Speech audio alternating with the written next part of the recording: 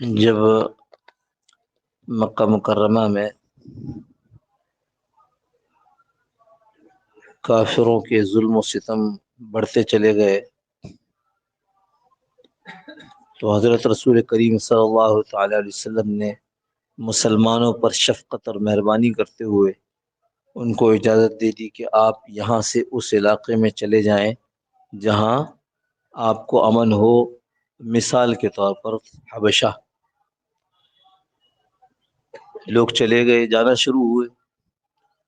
پیچھے آپ کو معلوم ہے کہ کافروں نے اپنے وفد دوڑائے تاکہ ان کو بتائیں کہ جی یہ بے دین لوگ آپ کے پاس آ گئے، نعوذ باللہ من ذالک۔ پھر سوال جواب ہوئے بادشاہ کے دربار میں، نجاشی کے دربار میں۔ نجاشی نے سوالات کیے، مسلمانوں نے جواب دیے۔ کہا پھر میں کوشش کروں گا اور اس دفعہ میں ایک ایسی بات کہوں گا کہ جس سے نجاشی ان لوگوں کو واپس کر دے گا یا ان کی جڑ اکھاڑ دے گا۔ تو اگلے دن پہنچ کر نجاشی کے دربار میں کہا کہ ان لوگوں کا عقیدہ رسول اللہ حضرت عیسیٰ علیہ السلام کے متعلق کیا، یہ بھی پوچھ لیں۔ تو انہوں نے کاف یا عین صاد ذکر رحمت ربک عبدہ زکریا اذ نادى رب یہ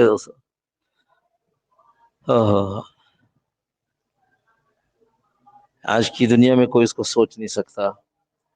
جو نجاشی نے آرڈرز جاری کیے ہیں وہ یہ کہ تم لوگ امن سے اطمینان سے یہاں رہو، اگر کوئی تمہیں تنگ کرے تو اس کو جرمانہ ہوگا، اس کو سزا ہوگی۔ اس وقت کی دنیا میں اس کو نہیں سوچ سکتا آدمی کہ جس مذہب کے ہم لوگ ہیں اس کے علاوہ کہ کسی مذہب والے پر ظلم ہوگا تو اس کو جرمانہ دینا پڑے گا۔ اس کے برعکس کیا ہوا، رسول اللہ صلی اللہ علیہ وسلم نے جب بعد میں مدینہ منورہ کی طرف ہجرت کرنے کا حکم دیا تو اس سے پہلے بھیج دیا حضرت مصعب بن عمیر کو۔ انہوں نے وہاں اسلام کے متعلق باتیں کرنا شروع کی، اسلام کا پیغام پہنچانا شروع کیا، تو ایک اچھی بڑی تعداد مسلمان ہو گئی۔ جب رسول اللہ صلی اللہ علیہ وسلم بنفس نفیس خود چلے گئے تو آپ کی تشریف آوری سے مدینہ میں اور اسلام، مدینہ منورہ میں اور اسلام پھیل گیا۔ تو اب اس دونوں کا اگر موازنہ کرے تو وہاں باوجود یہ کہ حکومت کی پوری سرپرستی تھی اور یہاں تین طرف سے مخالفت تھی۔ یہ کفار والی مخالفت الگ کہ وہاں کے لوگ آتے تھے وہ بتاتے تھے، یہودیوں کی مخالفت الگ اور منافقین کی مخالفت الگ، لیکن اس کے باوجود یہاں سے اسلام پھیلنا شروع ہو گیا۔ عقیدے کی حفاظت یہاں زیادہ تھی، وہاں عیسائیوں کے درمیان تھی۔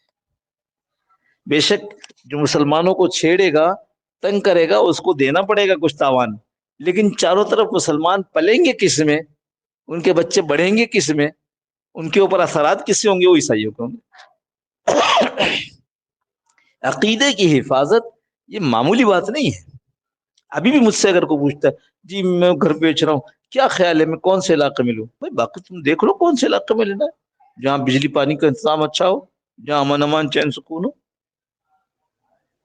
ہماری طرف سے ایک نصیحت ہے کہ دیکھنا ایسی مسجد سے قریب گھر لینا جس مسجد کے امام اچھے عقیدے کے ہوں، ورنہ بچہ جب مسجد میں جائے گا تو وہ اسی عقیدے پر ہو جائے گا۔ بہت ضروری ہے۔ حضور صلی اللہ تعالی علیہ وسلم نے بچپن سے تربیت کی، بچپن سے عقیدے کی حفاظت کا، کیونکہ اسی کی بنیاد پر جنت جہنم کا فیصلہ ہے۔ یہ کوئی معمولی بات تھی کہ حضور صلی اللہ تعالی علیہ وسلم تشریف لائے اور بچے رو رہے ہیں، کیوں رو رہے ہیں؟ حضرت فاطمہ رضی اللہ عنہا کے دونوں حسنین کریمین، حضرت حسین حضرت حسن رضی اللہ تعالی عنہما، ہمارے سروں کے تاج، سرداران جنت، نوجوانان جنت، اللہ کے نبی کے گھر کے پھول۔ یہ داداؤں سے پوچھو، دادا سے پوچھو کیا کہتے ہیں اصل مال سے سود پیارا ہوتا ہے۔ میں نے کہا اس کا مطلب کیا ہے؟ کہنے کے بچے سے زیادہ بچے کے بچے سے محبت ہو جاتی ہے۔ آپ صلی اللہ علیہ وسلم جاتے ہیں، دونوں رو رہے ہیں، کیوں رو رہے ہیں؟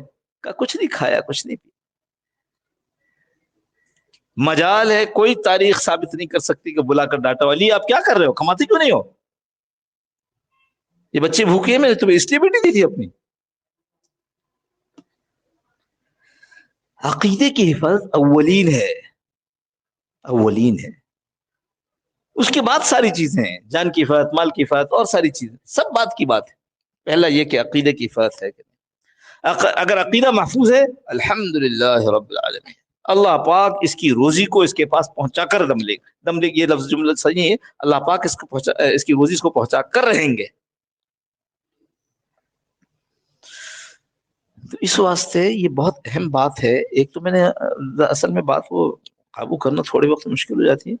ایک تو حکومت کا کام ہے، ایک ہمارا کام ہے، ہم بچوں کو کن اداروں میں کن لوگوں کے ہاتھ میں پلنے پڑھنے کے لیے بھیج رہے ہیں۔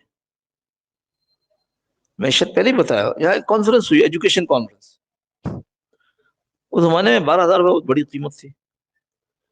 میں نے ڈون اخبار میں اشتہار دیکھا، اس میں لکھا ہوا تھا کہ ایک کانفرنس ہو رہی ہے جس میں ریڈیکل چینج ان ایجوکیشن، یعنی ریڈیکل کو کیا کہیں گے جی، ہے بھائی مولانا، ریڈیکل کے لیے کیا لفظ ہوگا؟ ریڈیکل چینج، ایک دم ایسی تبدیلی جو آپ سوچ بھی نہیں سکتے، یہ ضرورت ہے ایجوکیشن میں، یہ اس کا عنوان تھا۔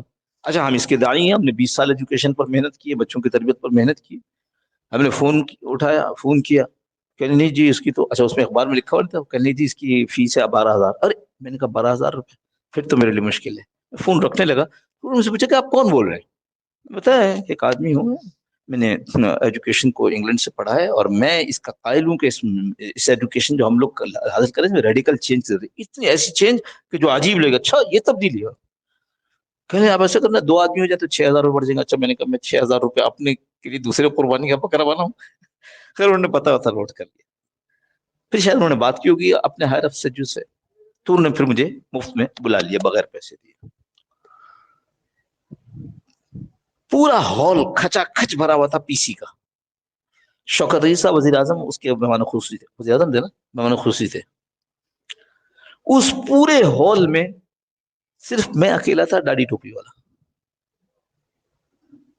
ایک عورت تھی برقعے والی، برقع میں لفظ استعمال کروں ورنہ سر ڈھکنا، وہ تھی ایک نن، عیسائی پادرن۔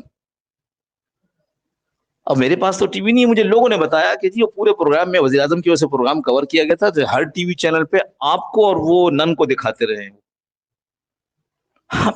میں وہاں پہنچ کر سوچتا کہ ان لوگوں کے ہاتھ میں ہم اپنے بچے دے رہے ہیں، فیشن شو ہو رہا ہے، ان لوگوں کے ہاتھوں میں اپنے بچے دے کر مطمئن ہے، پیسے دیتے ہیں کس چیز کے؟ اپنے بچوں کو خراب کرنے کے۔ ہم مطمئن ہیں ہمارا بچہ پڑھ رہا ہے، ہم تو نوکری کر رہے ہیں، کما رہے ہیں، ہم تو فیکٹری چلا رہے ہیں، کاروبار کر رہے ہیں، ہماری دکان ہے، ہم کیسے وقت دیں گے؟ ان بچوں کو ہم نے دے دیا اسکول میں، یہ بچے، یہ عورتیں یہ بچے بنائیں گی۔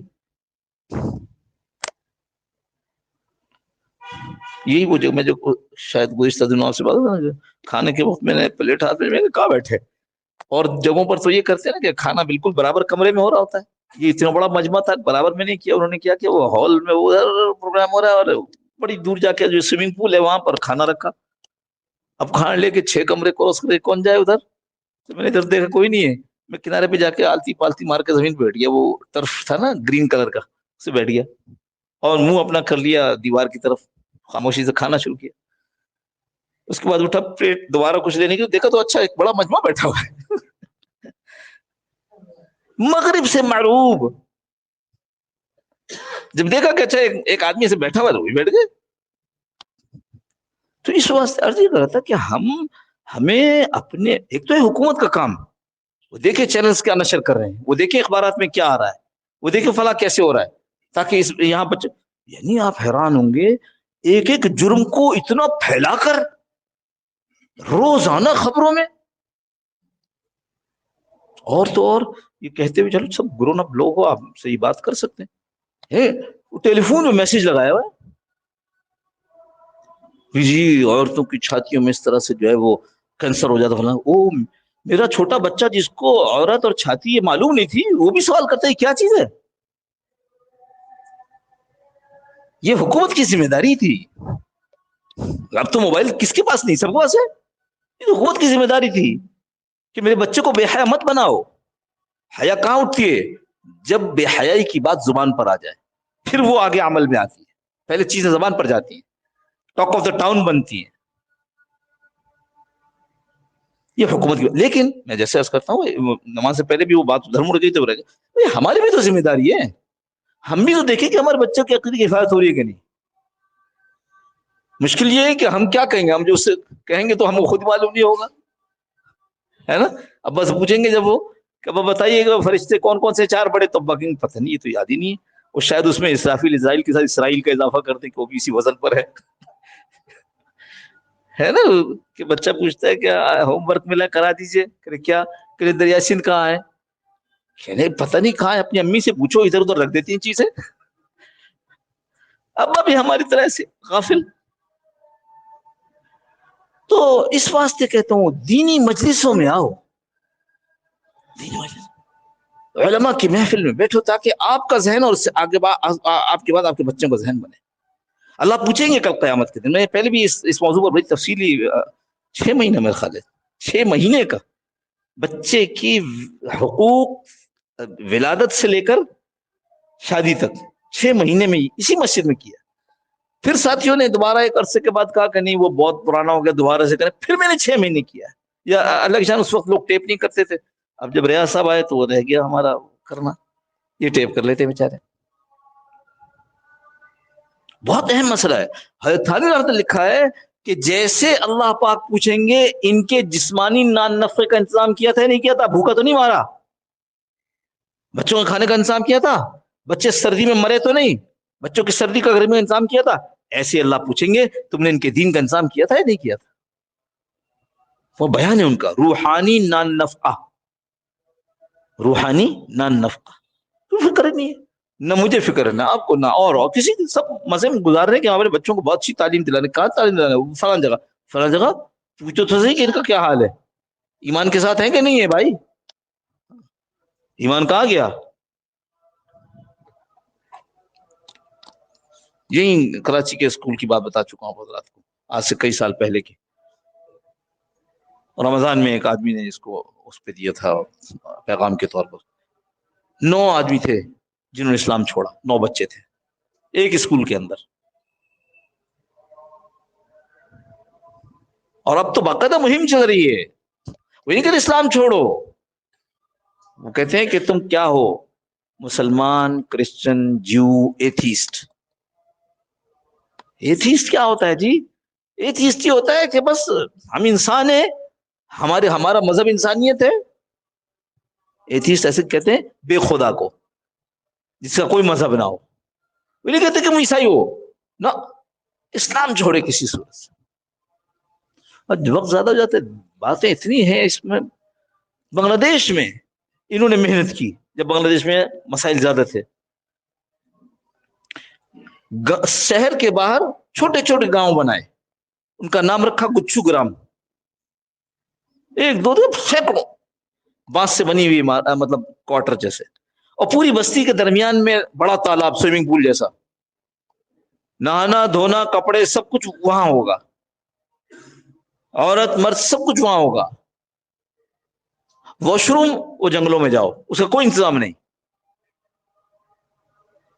کوئی مسجد نہیں, ایک کمیونٹی سینٹر بنا دیے بس. منصوبہ کیا تھا؟ کہنے منصوبہ یہ ہے کہ ان کو پہلے اسلام چھڑواؤ, جب پہلے اسلام سے ایتھیسٹ بناؤ, پھر اس کے بعد ہم ان کو عیسائیت میں داخل کر لیں گے. اور تو اللہ ذائقہ ہمارے علماء کو ایک دم سے خیال آیا یہ کیا ہو رہا ہے یہاں. انہوں نے ادھر ادھر رابطے کیے, کچھ لوگ ساؤتھ افریقہ اور پاکستان کے ایسے مل گئے. انہوں نے کہا یار یہ تو بنگلہ دیش میں بڑی غربت ہے, اس زمانے کی بات کریں جب وہاں نیا نیا آزادی ہوئی, کیا کریں, ادھر کا پیسہ ادھر کا ذہن ماشاء اللہ لگا. انہوں نے جا کر کے محنت کی, اپنے پیسوں سے وہاں قاری صاحب اپوائنٹ کر دیے. اب وہاں مسجد نہیں تھی, اب قاری صاحب کیا کریں, کہا وہ جو کمیونٹی سینٹر ہے وہاں بیٹھ کر قرآن پڑھاؤ, نماز کو نماز پڑھاؤ. الحمدللہ سب کچھ واپس ہو.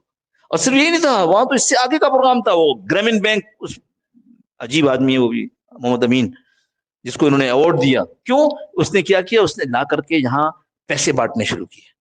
غریبوں کو قرض ہے, غریبوں کو قرض لے کیا کریں گے. دوسری پارٹی آئی, دوسری این جی او, اس نے کہا یہ ریشم کے کیڑے ہیں, ان سے ریشم بناؤ. ریشم کیسے بنائیں گے؟ کہا درخت ہم لگائیں گے. وہ درخت بھی لگوا دیے. کیسے این جی اوز کام کرتی ہیں؟ عورت کے ہاتھ میں پاور آ گیا، ارننگ ہینڈ ہو گئی نا، عورت کے ہاتھ میں پاور آ گیا، کیا جی وہ یہ تو مجھے قرض ملا ہے، میں نے اپنے قرض سے جو ہے وہ ریشم کی کیڑے خریدے ہیں، درخت یہ لگا ہوا ہے، یہاں سے ہم نے ریشم بنایا تھا، اور پیکٹ اور معاہدہ یہ تھا کہ ریشم تم ہمیں ہی بیچو گے کم کم کم پیسوں پر. ایک پورا عجیب دیکھو یہ ہے باطل کے کام کرنے کا طریقہ، اور ہم غافل ہیں. میرے دوستو بہت باطل لگا ہوا ہے پیچھے، اپنی حفاظت خود کرو، حکومتوں کے آسرے پہ نہ رہنا. اللہ پاک مجھے آپ کو اس کی توفیق بھی نصیب فرمائے اور اس کی ہمت طاقت بھی عطا فرمائے. یہ ملے گی ہمت اور طاقت اللہ والوں کی مجلسوں سے، جہاں اس طرح کی بات ہو اور اس طرح کی بات ہو کر کے جذبہ بنے، اور جذبہ بنے تو آدمی کی قوت عمل میں اضافہ ہو جائے. اللهم صل على سيدنا مولانا محمد النبي الأمي وعلى آله وسلم تسليما كثيرا كثيرا. اللهم ربنا ظلمنا أنفسنا وإن لم تغفر لنا وترحمنا ربنا لا تزغ قلوبنا بعد إذ هديتنا وآتنا في الدنيا حسنة.